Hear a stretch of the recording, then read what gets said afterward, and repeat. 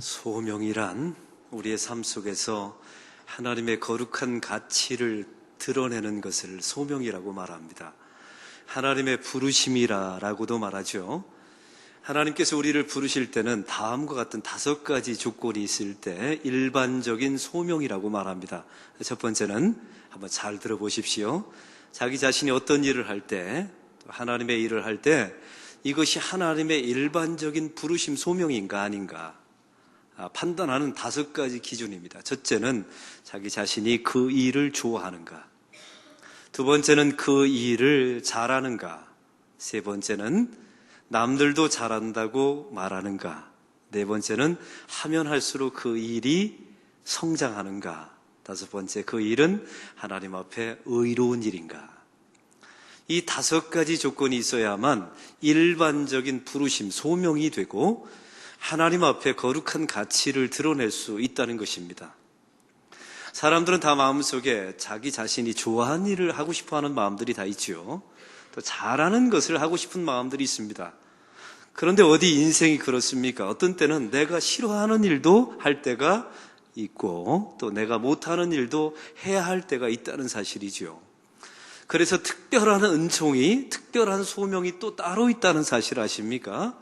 바로 그 특별한 소명이라는 것은 아픔과 상처와 실패도 우리에게 하나님의 부르심과 소명이 될 수도 있다는 사실입니다.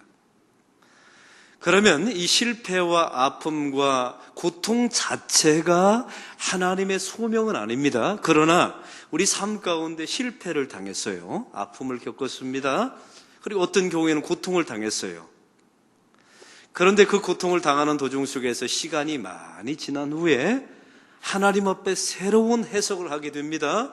그리고 그 고통을 믿음으로, 신앙으로 잘 이겨냈다고 합시다. 이런 사람들은 자기와 동일한 아픔을 가지고 있는 그 누군가를 도울 수 있는 사역자가 될 수도 있다는 사실입니다. 그 아픔을 신앙으로 잘 이겨낸 사람들 속에 누군가를 도울 수 있는 하나님의 소명이 들어있다는 사실이죠. 사람들이 고통을 느낄 때가 언제입니까? 자기 자신이 하고 싶지 않은 일을 할 때 사람은 고통을 느낍니다. 또 사람은 언제 고통을 느끼나요? 자기 자신이 하고 싶은 일을 못할 때 사람들은 고통을 느끼게 되죠. 그러나 어쩔 수 없이 하게 되는 일 속에서도 하나님의 따스한 부르심이 있다는 사실을 저와 여러분은 잊지 마셔야 합니다. 얼마 전에 주기철 목사님의 일생을 다룬 일사각오라는 영화가 반영됐습니다. 그 영화 중에 보면 주기철 목사님이 이제 감옥에 갇혔다가 풀려나오게 됩니다. 그때 4번째 아들과 함께 집으로 돌아가면서 하는 대화를 나누는 내용이 있어요. 그 4번째 아들이 바로 주광조 장로님이시거든요. 그 어렸을 때 자기 아버지가 기가 막힌 고난을 당하고 옥에서 풀려났습니다. 아버지와 나오면서 이 주광조, 그 어린아이가 이렇게 아버지에게 물어봅니다. 아버지, 하나님은 왜 우리에게 고통을 주시는 겁니까? 하나님은 왜 우리의 기도를 들어주시지 않아요, 아버지? 라고 물어요. 천진난만하게. 이때 주기철 목사님이 다음과 같이 대답합니다. 하나님은 말이야, 우리의 기도를 들어주시는 분이 아니라 우리의 필요를 들어주시는 분이란다. 아마 우리 가정에 지금은 고난이 필요한가 보다. 다시 이 영화 대사를 제가 그대로 외웠어요. 하나님은 말이야, 우리에게 기도를 응답해 주시는 분이 아니라, 기도를 들어주시는 분이 아니라 우리의 필요를 들어주시는 분이란다. 우리 가정에는 지금은 고난이 필요한가 보다. 이렇게 대답을 합니다. 여러분, 그 당시에 이 주광조 꼬마 아이가 그 말의 뜻을 알아들을 수 있었겠습니까? 시간이 많이 지난 후에 그게 그런 의미였구나. 자기 가정 속의 가문 속에 하나님께서 왜 그런 고통과 아픔과 상처를 주셨는지 시간이 많이 지난 후에 해석이 가능하게 된 것이죠. 주광조 장로님은 전국을 돌아다니면서 아버지 이야기를 간증하는 사람이 되었어요. 그의 손자이신 주승중 목사님은 우리 장로교 최대 교회 주한장로교회 담임 목사님으로 얼마 전에 부임했죠. 이 모든 과정을 통해서 하나님이 우리 가정 속에 그때는 어쩔 수 없이 그 일을 당해야 됐어요. 그러나 지나가 보니까 그 속에 하나님의 따스한 부르심이 있었다는 사실을 알게 되었다는 사실입니다. 오늘 성경에 보면 사도행전의 초대교인들과 사도 바울의 1차 전도 여행이 나와 있습니다. 여기 안에는 공통점이 있습니다. 예루살렘에 120명의 성도들과 12명의 사도들이 모여 있었죠. 자기들끼리 떡을 나누면서 또 재산을 나누면서 행복하게 살기를 원했습니다. 그러나 하나님의 부르심은 그런 게 아니었습니다. 그들이 감당하지 못할 엄청난 핍박이 예루살렘 교회에 임하게 됩니다. 그들은 뿔뿔이 흩어지게 됩니다. 그래서 사마리아와 땅끝에 해당되는 이방 땅 안디옥까지 가게 됩니다. 거기서 복음을 전하게 되고 교회를 세우게 되며 이방 사람들을 복음을 통하여 개종시키게 되죠. 그들은 원해서 간 곳이 아니었습니다. 그들은 좋아서 간 땅이 아니었어요. 그런데 그 안디옥 땅에서 복음을 전하고 이방인 최초로 교회가 세워지는 순간에 그들은 두 가지를 알게 됩니다. 첫 번째는 우리가 쫓겨온 것이 아니라 보내졌다는 사실을 알게 되죠. 그 당시에는 어쩔 수 없어서 도망갔습니다. 그런데 시간이 지나고 보니까 하나님이 보내신 겁니다. 그들이 어쩔 수 없어서 안디옥에 가서 복음을 전하게 될 때 두 번째 알게 된 게 있습니다. 이것이 바로 예수님의 유언이었다는 사실을. 너희는 예루살렘과 온 유대와 사마리아와 땅끝 안디옥까지 이르러 나의 복음의 증인이 되라는 예수님의 유언이었다는 사실을 그제서야 알게 됩니다. 시간이 지난 후에 그 어쩔 수 없는 상황 속에 하나님의 부르심이 있었다는 사실을 알게 된 것이죠. 오늘 성경의 사도 바울의 1차 전도 여행도 마찬가지입니다. 사이프루스 섬에서 이 사이프루스 섬의 바보에서 바나바와 바울과 마가 요한이 배를 탑니다. 그래서 오늘 성경에 밤빌리아 버가 땅에 이르게 됩니다. 여러분, 이 버가라고 하는 지역은 지금의 터키 남부 해안 지역입니다. 지금도 가면 그 지역이 남아 있어요. 그 지금의 지역명은 무루타나라고 하는 지역입니다. 습도가 높은 해안 지역이죠. 그 당시에는 매우 부유하고 커다란 해양 도시였습니다. 로마 사람들이 지어오는 체육관도 있고 목욕탕도 있고 원형 경기장도 있는 어마어마한 도시였어요. 바로 이 버가에서 마가 요한이 도망가 버린 겁니다. 무단 이탈하게 되죠. 향수병에 걸렸습니다. 주도권에 대한 불만이 있었죠. 말라리아 질병이 걸렸습니다. 비시디아 안디옥으로 가고자 하는 이 사도 바울의 일정 가운데 타우루스 산맥을 넘어야 되는 것을 이 마가 요한이 알고 있었어요. 산적대가 나타날지도 모른다는 두려움이 엄습해 온 것입니다. 그래서 무단 이탈해 버렸죠.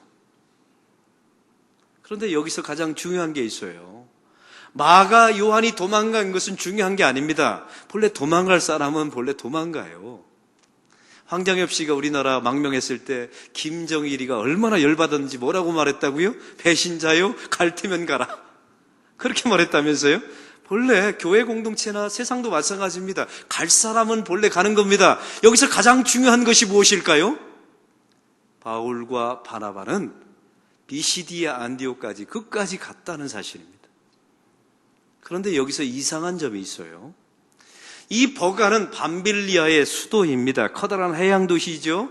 수많은 사람들이 모여 사는 도시입니다. 인근에 위성 도시도 5개나 있었습니다. 전도하기에 최적의 장소예요. 그런데 이상한 것은 이 버가에서 사도 바울이 전도했다는 기록이 없습니다. 이 버가에서 복음을 전했다는 기록이 어디에도 없어요. 그냥 지나가 버린 겁니다. 그러면 마가 요한이 도망갔기 때문에 상심해서 복음을 전하지 않은 것입니까? 아니요. 그랬다면 비시디아 안디옥까지 가지도 않지요. 도대체 이 버가에서 무슨 일이 일어났길래 이 바울과 바나바는 복음을 전하지 않고 그냥 이 도시를 떠나갔던 것입니까? 오늘 성경을 통해서 그 이유를 좀 살펴보기를 원합니다. 이 버가에서 사도 바울은 비시디아 안디옥으로 갑니다. 타우루스 산맥을 넘어야 합니다. 해발 110m 정도 고산지대입니다. 200km를 걸어야 합니다. 산적대가 올지도 모릅니다. 이 비시디아 안디옥을 거쳐서 이고니온에서 루스드라로, 루스드라에서 더베로, 이 네 지역을 이제 복음 전도하게 되어 있었던 거예요. 이 네 지역의 이름을 합하여 갈라디아 지역이라고 말합니다. 한번 따라해 봅시다. 갈라디아 지역.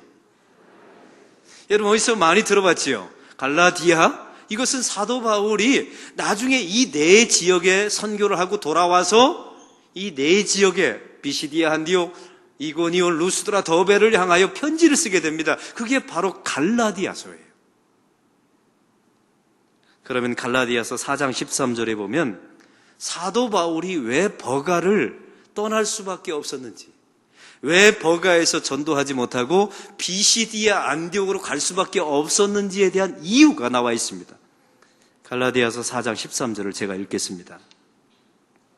내가 처음에 육체의 약함으로 말미암아 너에게 복음을 전한 것을 너희가 아는 바라. 갈라디아 지역에 가서 복음을 전한 것은 나의 육체의 약함 때문에 전하게 되었다는 겁니다. 이 육체의 약함, 원문을 찾아봤더니 육체의 질병이라고 나와 있어요.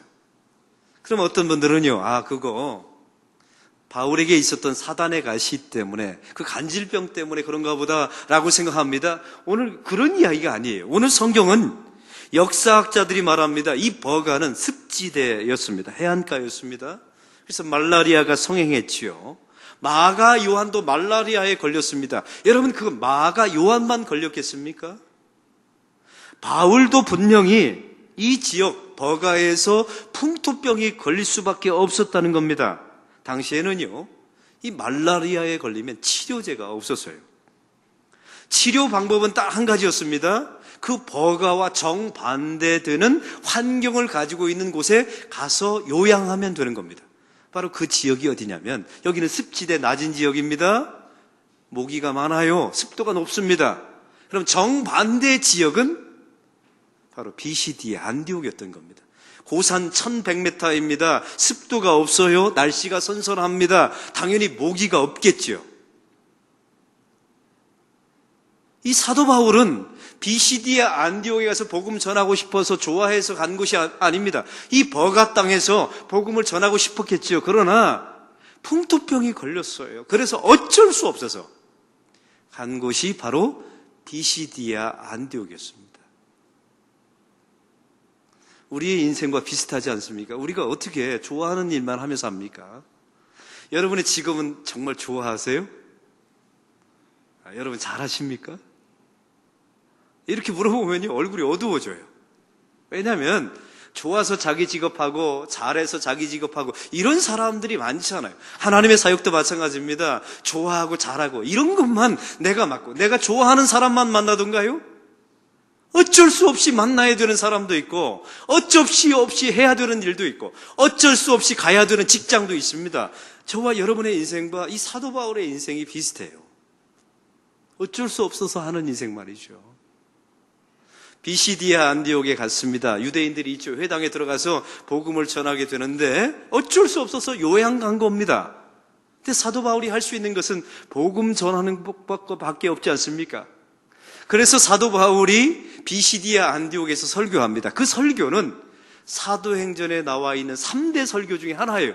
사도행전의 첫째 설교는 베드로의 설교, 두 번째 위대한 설교는 스데반 집사의 설교, 세 번째는 바로 비시디아 안디옥에 있었던 사도 바울의 설교입니다. 하나님께서 보내주신 메시아가, 다윗의 혈통을 통해서 보내주신 메시아가 바로 예수 그리스도이시다. 이걸 설교합니다. 그를 믿고 회개함으로 구원을 얻으라 하라고 설교합니다. 유대인들이 말했던 율법으로 구원받는 것이 아니라 믿음으로 구원받는 것이다 라고 이신득이, 사람은 믿음으로 말미암아 의롭게 된다는 이신칭의의 그 유명한 설교를 합니다. 비시디아 안디옥에서 말이죠. 어쩔 수 없어서 간 곳에서 이 놀라운 기독교의 가장 중요한 복음인 이신칭의, 사람은 믿음으로 말미암아 의롭게 된다는 설교를 바로 여기서 하는 겁니다. 그런데 좋은 열매가 없었어요. 비시디아 안디옥에 있는 유대인들이 열을 받아서 사람들을 선동하고 회방하면서 사도 바울을 내쫓아 버리죠. 그래서 이고니온으로 도망가게 됩니다. 어쩔 수 없어서 또 이고니온으로 가요. 이고니온에서 복음을 전했는데 또 어쩔 수 없어서 쫓겨나서 루스드라로 갑니다. 루스드라에 가서 안진뱅이를 일으켰는데 또 어쩔 수 없어서 더베로 도망갑니다. 이 네 지역이 무슨 지역이라고요? 갈라디아 지역이었어요. 사도 바울이 이 선교 사역을 다 마치고 돌아와서 갈라디아 지역에 있는 사람들을 향하여 바로 갈라디아서를 쓰게 됩니다. 사도행전에 보면 이 사도 바울이 언젠가 다시 2차 전도여행 때 버가로 돌아와서 복음을 전하는 장면도 나와요. 어쩔 수 없이 떠난 장소였으니까요. 바로 갈라디아 지역에 가서 복음을 전하게 되었고 그들을 위해서 쓴 편지가 갈라디아서가 되는 겁니다. 여러분, 갈라디아서는 무슨 책입니까? 로마서와 더불어 기독교의 가장 중요한 교리를 담고 있는 귀한 성경입니다. 주제는 이신칭의입니다. 자유의 대헌장이라고 하는 별명을 가지고 있는 책이 갈라디아서죠. 사람은 의로, 믿음으로 말미암아 의로움을 얻는다는 중요한 교리가 담겨져 있습니다. 여러분, 이 성경책의 갈라디아서에 가장 영향을 받고 은혜를 받은 사람이 누군 줄 아십니까? 16세기의 종교개혁가였던 마틴 루터입니다. 마틴 루터가 갈라디아서의 영향을 받아서 종교개혁을 일으켜요. 그래서 오늘의 우리가 믿는 이 개신교가 등장하게 된 겁니다. 우리가 이 장로교 안에서 예수를 믿게 된 것이죠. 거슬러 올라가 보면 어쩔 수 없어서 비시디아 안디옥에서 복음을 전했던 이 사도 바울의 발자취가 담겨져 있는 겁니다. 할렐루야. 얼마나 신묘막측한 하나님의 섭리입니까? 어쩔 수 없어서 요양차 간 비시디의 안디옥, 거기가 바로 갈라디아죠. 그들을 위해서 갈라디아서 써게 되었고 그 갈라디아서를 통해서 마틴 루터가 영향을 받아서 종교개혁을 일으켰다는 이 하나님의 섭리 말이죠. 그 속에 어쩔 수 없어서 간 그곳에 하나님의 따스한 부르심이 있었다는 것입니다. 사랑하는 성도 여러분, 내가 좋아하는 일, 내가 잘하는 일에만 하나님의 부르심이 있는 게 아닙니다. 어쩔 수 없어서 가야 되는 곳, 만나야 되는 사람, 해야 되는 직업, 사역들이 있어요. 가족을 위해서 어쩔 수 없이 해야 되는 일, 어쩔 수 없이 시집간 그 가문, 어쩔 수 없이 만난 그 교회, 어쩔 수 없이 만난 내가 그 사역, 그 사역 속에 하나님의 부르심이 있습니다. 오늘 성경은 이걸 말씀하고 있습니다. 사랑하는 성도 여러분, 그곳에 하나님의 부르심이 있다는 사실을 그 당시에는 몰랐습니다. 여러분, 아픈 상태에서 풍토병을 이기려고 정반대의 환경 비시디아 안디옥으로 갔을 때 만약 사도 바울에게 염려하지 마, 거기 하나님의 뜻이 있을 거야, 하나님의 섭리가 있어, 기다려봐, 이게 위로가 될까요? 아마 그런 말한 사람 미울 거래요.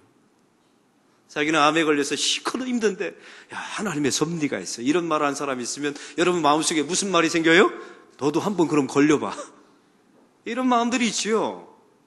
그 당시에 위로가 되는 게 아닙니다. 그러나 시간이 다 지나고 보면 그 아픔의 자리, 어쩔 수 없이 당했던 그 아픔, 어쩔 수 없이 만났던 그 실패, 어쩔 수 없이 당했던 그 고통 속에 하나님의 따스한 부르심이 있다는 사실입니다. 여러분, 이 말씀이 여러분에게 위로가 되기를 바랍니다. 축복이 되기를 바랍니다. 사도 바울 보십시오. 그 비시디아 안디옥에서 몸이 점점 좋아지면서 자신이 할 수 있는 일을 했어요. 복음을 전하고 그곳에 갈라디아 교회가 세워지게 됩니다. 사랑하는 성도 여러분, 마가복음 15장에 보면 동일한 사건이 나와 있습니다. 예수님께서 십자가를 지고 가십니다. 이제 골고다 언덕으로 십자가를 지고 가십니다. 이미 세로에 해당되는 십자가는 골고다 언덕에 꽂혀 있습니다. 이 가로에 해당되는 십자가를 예수님께서 지고 골고다 언덕으로 올라가십니다. 이 무게가 얼마나 무거웠던지 예수님께서 무게에 못 이겨서 쓰러지고 또 쓰러집니다. 그 장소에 구경하러 왔던 사람이 바로 구레네 사람 시몬입니다. 여러분, 구레네라고 하는 지역은 아프리카 지역을 말합니다. 이 시몬은 아프리카 사람이었던 거예요.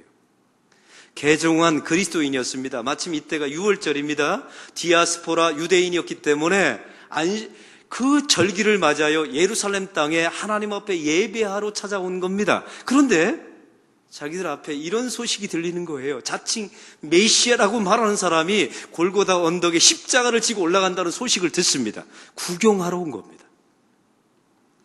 구레네 사람이 구경하고 있는데 예수님이 자기 앞에서 쓰러지는 겁니다. 이 당시의 로마법에 의하면 로마 지배권 아래에 있는 사람들은 로마 병사가 임금을 주지 않고 오리 정도는 부역을 시킬 수 있는 권한이 있었다고 합니다. 마침 보니까 힘세 보이는 구레네 사람 시몬이 옆에 있거든요. 그래서 십자가를 대신 지라고 말합니다. 이 구레네 사람 시몬은 자기가 원해서 진 십자가가 아닙니다. 어쩔 수 없어서 진 십자가입니다. 자기 자신이 좋아서 진 십자가가 아니었어요.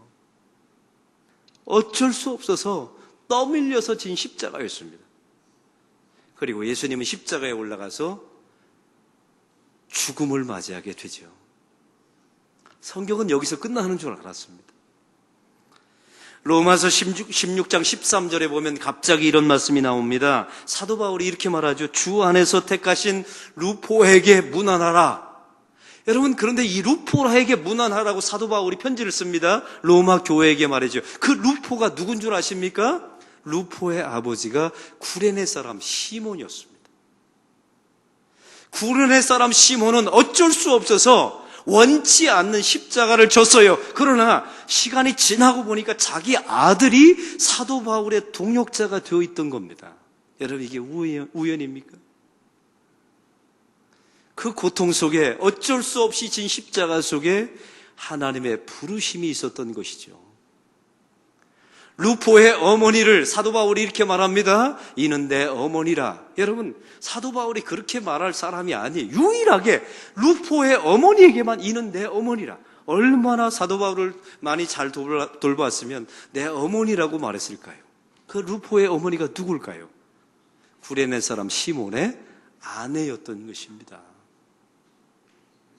사랑하는 성도 여러분, 기가 막힌 하나님의 섭리 아닙니까? 기가 막힌 하나님의 경륜과 하나님의 역사가 이 말씀 속에 기록되어 있지 않습니까? 사랑하는 성도 여러분, 내가 좋아하는 일만 할 수 없습니다.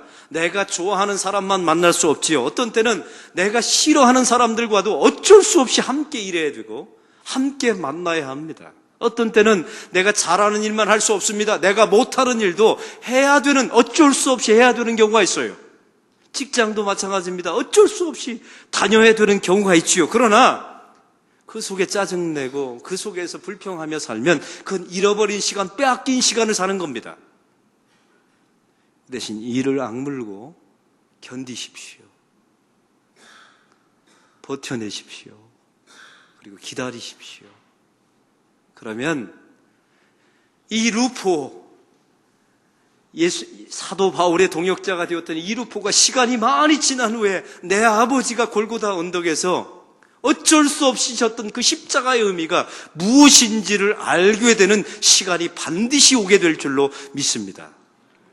어쩔 수 없어서 요양차 찾아갔던 비시디의 안디옥, 루스드라, 더베, 이고니온, 이 갈라디아 지역이 왜 가게 되었는지, 어쩔 수 없이 간 곳에서 결국 갈라디아서가 쓰여지게 되고 이신층의 가장 중요한 교리가 세워지게 되고 이것에 영향을 받은 마틴 루터가 종교개혁을 일으키게 되고 이를 통하여 우리가 개신교인이 되고 이런 역사가 일어나게 되었다는 사실을 잊지 마시기 바랍니다. 지금은 내 앞에 벌어진 일이 필요 없어 보일 때가 있습니다. 어쩔 수 없이 해야 되는 경우가 있습니다. 기다려 보십시오. 시간이 많이 지나고 보면 하나님의 뜻을 알게 될 줄로 믿습니다. 저는 어렸을 때 제가 제일 싫은 게 있었어요. 그건 이사 가는 거였습니다.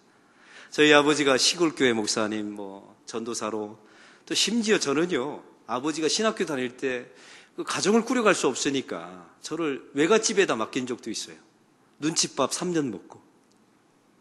또 전라도에 가서 아버지가 전라도 또 목회지로 가니까 전남 진안군 북이면 황금리 황금교회 가서 3년 또 이름도 제가 잊어버리지도 않아요. 또 충청도에 가서 전학을 가고, 경기도 파주에 가서 목회를 하기도 하고, 또 경상도까지 와서 제가 목회하고요. 저는 강원도만 목회를 안 해봤어요. 이사 가는 게 너무 싫었습니다. 어렸을 때 친구가 없어요. 다른 애들은 다 어렸을 때 친구가 있는데 저는 어렸을 때 친구가 없어요. 사귈만 하면 이사 가고, 사귈만 하면 이사 가고. 저는 그래서 이사 가는 게 세상에서 제일 싫었습니다. 저에게 상처이고 아픔이었죠. 나는 왜 이런 집구석에 태어났나. 군인 가족들 비슷할 거예요. 여러분 자녀들 다 그런 상처 있어요. 그런데 제가 신대원에 입학했더니 그 첫 예배 시간에 총장님이 이런 설교를 하는 겁니다. 여러분, 목사가 될 여러분은 3가지를 준비하며 살아야 합니다. 평생. 첫째는 설교할 준비, 2번째는 이사갈 준비, 3번째는 순교할 준비. 제가 응답받았잖아요. 그때 10번이나 이사간 것이 바로 이런 거였구나. 목사는 이사갈 준비, 어디서나 적응해야 된다는. 시간이 많이 지난 후에 29살 돼서야 제가 하나님의 섭리를 알게 되었습니다. 부모님을 따라 어쩔 수 없이 가게 된 그 이사, 그곳에서 하나님의 섭리가, 하나님의 부르심이 있었다는 사실을 저는 그제서야 알게 되었습니다. 제가 첫 번째 목회지로 부임했더니 저희 담임 목사님이 저에게 하루는 부르시는 겁니다. 찬양 예배 설교를 제가 하고 내려갔더니 원고, 그 찬양 예배 설교를 원고를 달라고 하시더라고요. 제가 원고를 저희 담임 목사님에게 드렸어요. 제 눈앞에서 원고를 뿌리는 겁니다. 이딴 식의 설교할 거라면 앞으로 6개월 동안 설교를 굶어라. 그러는 거예요. 그래서 제가 여쭤봤죠. 목사님, 제 설교에 무슨 문제가 있습니까? 네 설교 안에는 은혜가 없다. 네 설교 안에는 잡다한 이야기는 많은데 복음이 없다. 제 눈앞에서요, 설교 원고를 제 눈앞에 뿌렸어요. 제 일생에 가장 큰 모욕을 당한 것이죠. 저는 어쩔 수 없이 6개월 동안 설교를 굶었습니다.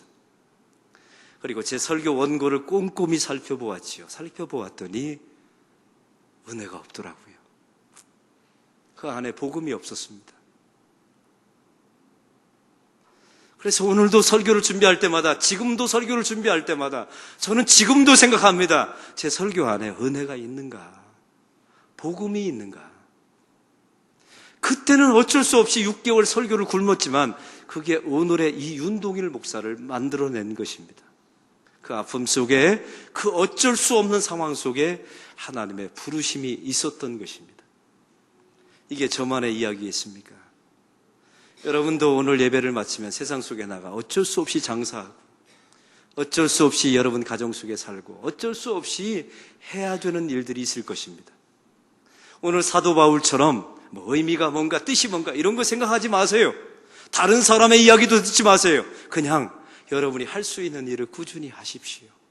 하나님의 복음 안에서 주의 하나님 나라 가치를 드러낼 수 있는 일을 하십시오. 그러면 시간이 지난 후에 그 아픔 속에, 그 고통 속에 하나님의 부르심이 있다는 사실을 알게 될 날이 반드시 올 것입니다. 그리고 그제서야 하나님, 그러셨군요. 그러시려고 그때 그러셨군요. 라고 고백하는 그 일이 반드시 여러분에게 일어나게 될 것입니다. 하나님 아버지, 오늘 말씀을 통하여 어쩔 수 없이 이 버가에서, 큰 도시 안에서 복음을 전하고 싶었지만 어쩔 수 없어서 풍토병 때문에 정반대 환경이었던 BCD 안디옥으로 갈 수밖에 없었던 사도 바울이셨습니다. 어쩔 수 없이 간 그곳에서 어쩔 수 없는 상황을 계속 만났지만 그곳에서 할 수 있는 가장 위대한 바울의 설교를 하게 됩니다. 그 설교를 통하여 그것이 갈라디아서의 주제가 되었고, 그 갈라디아서를 통하여 마틴 루터가 나오게 되었고, 오늘의 개신교가 나오게 되었습니다. 하나님, 이 신묘막측한 하나님의 섭리가 우리 가운데 임하신 하나님의 섭리인 줄로 믿습니다. 혹시 이 자리에 어쩔 수 없이 해야 되는 일 만남, 사역, 직업이 있는 사람들이 있습니까? 주님, 저들에게 힘을 주십시오. 견뎌내고 버틸 수 있는 능력을 주십시오. 그러나 시간이 다 지난 후에 그 아픔 속에, 고통 속에 따스한 하나님의 부르심이 있다는 사실을 알게 되게 하여 주옵소서. 그날까지 인내하고 견디는, 버티는 믿음의 사람들 되게 하여 주옵소서. 예수 그리스도의 이름으로 기도하옵나이다. 아멘.